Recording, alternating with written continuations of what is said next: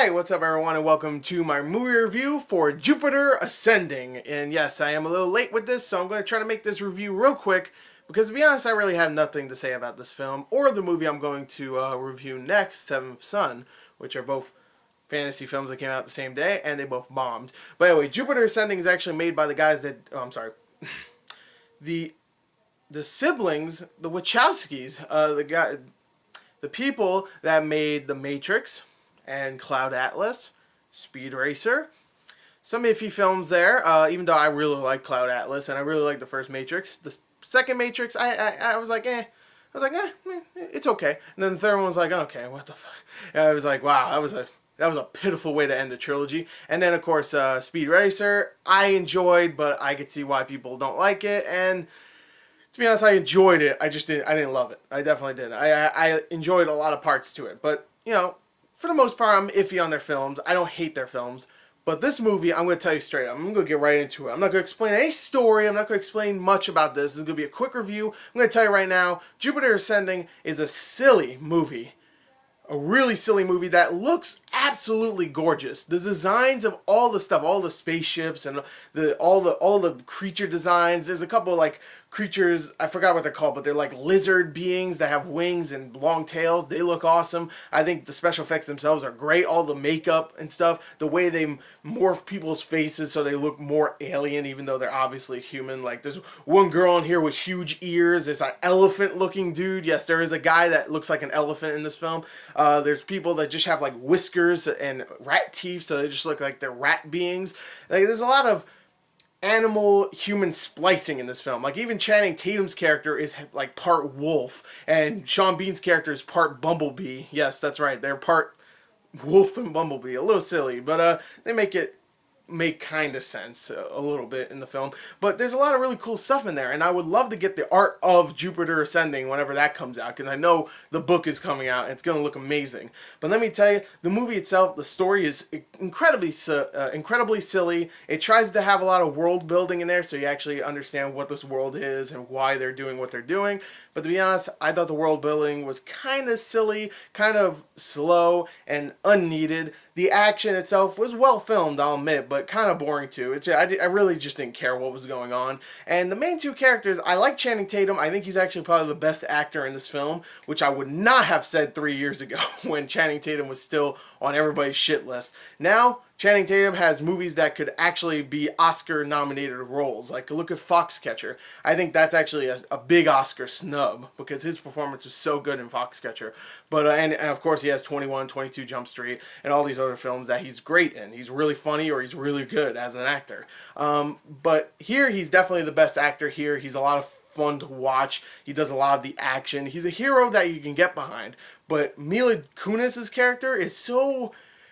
it's just so bland. She's so bland. She doesn't really do much besides just fall, and then, of course, Channing Tatum's character has to catch her. There's a romance between Channing Tatum and Mila Kunis that is really forced.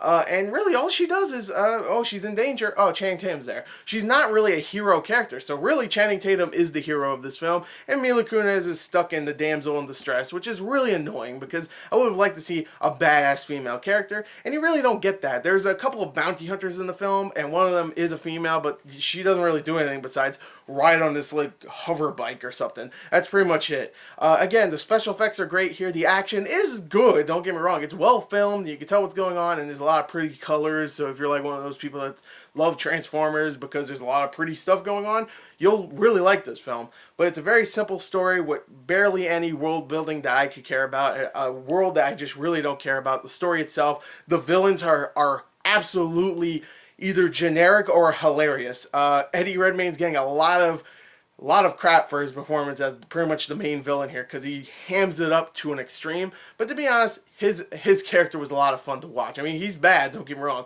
but his hamminess actually works in the film. He's actually a lot of fun to watch just because he talks like this and then out of nowhere he gets loud.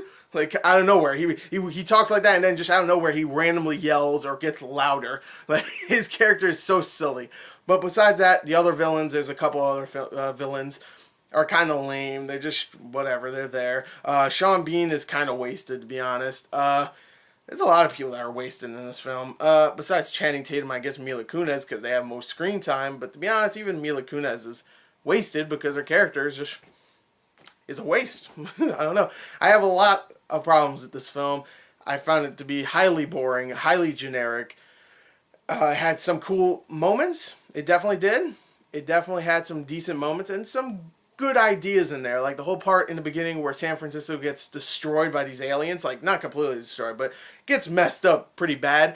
But they make it so that the aliens actually wipe people's minds and rebuild the place so no one knows, which I thought that was actually an interesting idea. There's a couple of interesting ideas like that, but for the most part, the positives mostly are the special effects, the designs, some of the action's okay.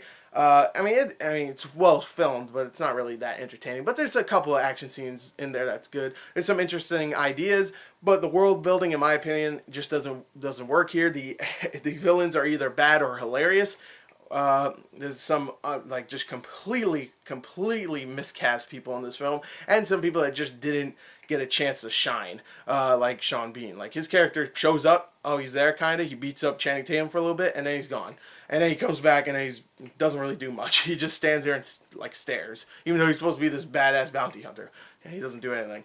But overall, I think this is a mediocre film. It definitely shouldn't be making a lot of money, which it definitely isn't. So you won't be seeing Jupiter Ascending 2. And to be honest, I don't think you'll be seeing another Wachowski's film for a very long time, at least one with a big budget. You'll be seeing more indie stuff, or stuff just with smaller budgets. So, yeah. There you go. That's my review. I'm going to give Jupiter Ascending, I'm just going to give it straight up 20 out of 40. It's mediocre. It's a 5 out of 10.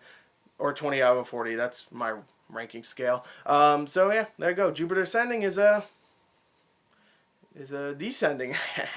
No, it's just mediocre. So it's not even. It's like Jupiter flatlining, because it's like it's dead. It's gone. Whatever. Bye.